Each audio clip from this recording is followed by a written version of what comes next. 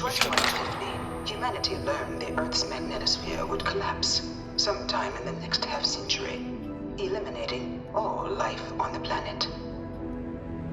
Decisive action was required, but the secure transport of an entire civilization would demand a new kind of cooperation, a new kind of courage, and a new kind of union. Thus, in 2159, the United Colonies were formed to make that journey possible. Just 1 year later, the Galileo, the first of many colony ships, touched down here on Jemison, beginning a new era of human history, the age of the United Colonies. The effort and planning it must have taken to evacuate literally the entire planet. Can you imagine? The logistics alone must have been mind-boggling.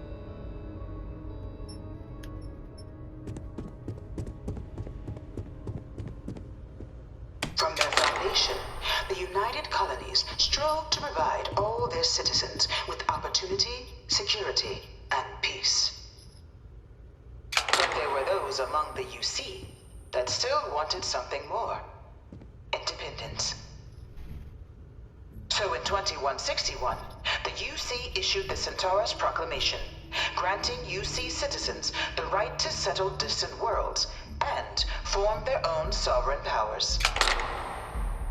It wasn't long before the first new faction, the Free Star Collective, was formally organized in 2188, later followed by House Varun, revealing themselves to the universe in 2230.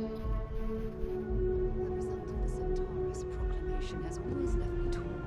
So much conflict arose as a result. Was it worth it?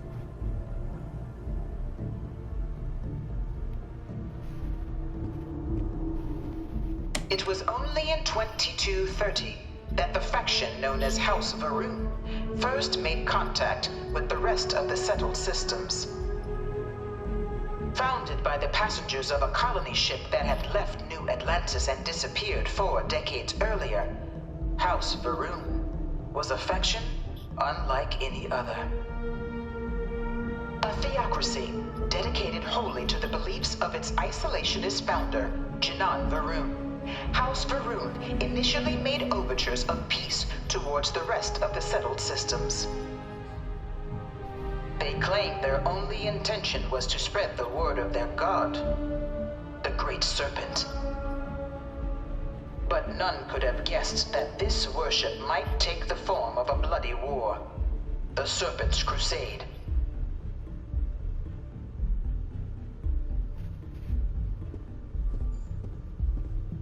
The Freestar Collective was initially founded in 2188, when the citizens of Aquila banded together with the pleasure city of Neon in mutual defense.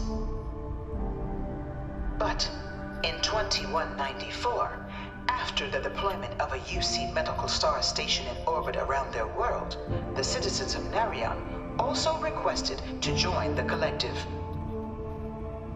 The resulting rise in tensions between the Freestar Collective and UC culminated in the settled system's first intergalactic conflict, the Narion War. Despite a decisive victory by the UC, the colonies permitted the citizens of Narion to join the collective, forming the basis for the fiercely independent union that persists to this day.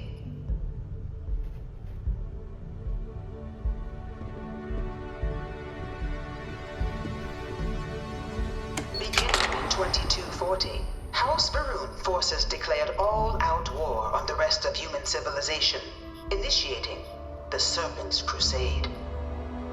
Over the next 23 years, thousands of Freestar, UC, and independent souls were killed by agents of House Varun in the name of their serpent god.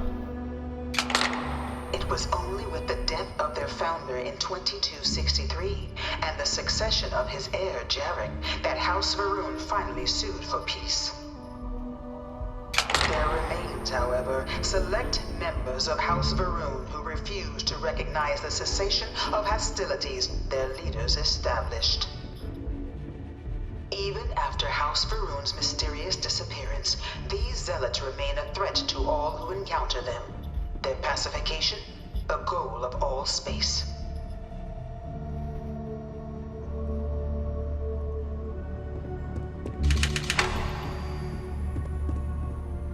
Of the many conflicts between the galaxy's factions, none was more brutal than the recent colony war between the UC and the Freestar Collective. Set off by the unauthorized Freestar colonization of Vesta's Pride in 2308, a direct violation of the Nerion Treaty, the colony war spread quickly across the galaxy. Both sides deployed every tool at their disposal. Armadas of warships, mechanized combat platforms, or mechs, even bioengineered alien creatures, the infamous UC xeno-weapons. It was only in 2311 at the Battle of Cheyenne that the scales finally tipped. The Freestar Collective, utilizing their civilian fleet as a human shield, successfully crippled the superior United Colonies Navy. After their shocking victory against the galaxy's greatest navy, the Freestar Collective offered terms of peace, which the colonies, out of an interest in staving off any further human costs, accepted. The galaxy has been rebuilding ever since. The colony war was a horrible conflict that irreparably wounded the settled systems. There were times I felt that it would never end.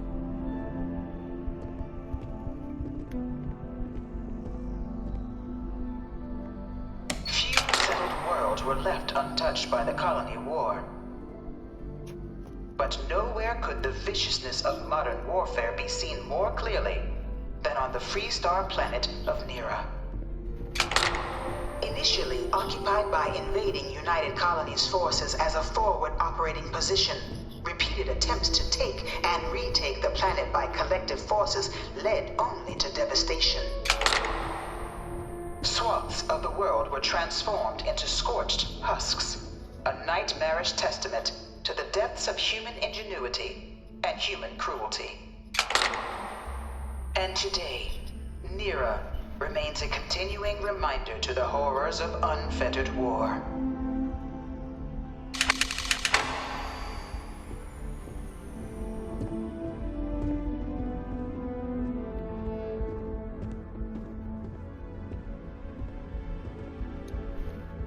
In the midst of the colony war, a different kind of tragedy struck the UC city of Londinian.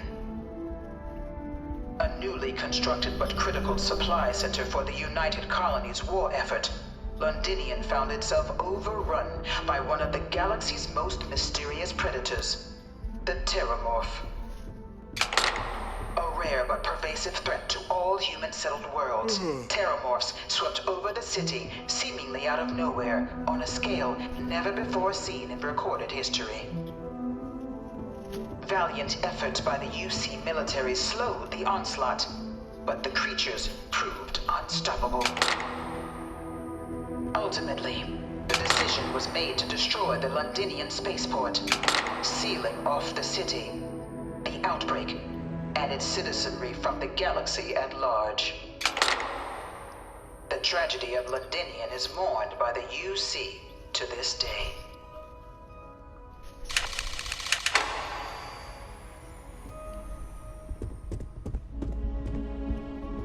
Oh, we got more lore. After the devastation wrought by the colony war, the UC and the Freestar Collective came together to ratify a treaty that became known as the Armistice. Both sides agreed to a vast reduction in standing forces, and that xeno-weapons and mech warfare would be outlawed. All related research was sealed away, accessible only in cases of dire emergency. But the Collective had another demand, that the active commanders of the UC military stand trial for their actions. The United Colonies, in the interest of peace and galactic security, agreed. In 2311, 3 United Colonies senior officers were found guilty. Commander Henry Durant, General Indira Rastogi, and Fleet Admiral Francois Sanon, known better as Ve Victus. All were sentenced to death for their actions, bringing the colony war to a close and returning peace to the galaxy at long last. I was a strong supporter of the armistice.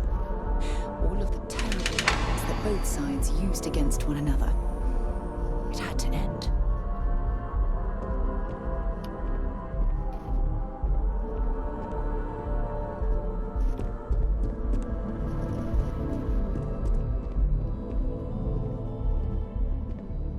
It was into this new world that the Vanguard was born.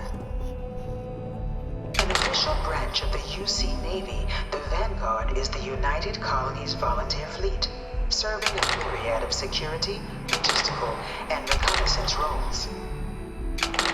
And after a sufficient length of service, UC citizenship is guaranteed to every Vanguard member. Open to all captains, regardless of origin, the Vanguard is leading the charge to protect and support the citizens of the United Colonies, wherever in the galaxy they may be.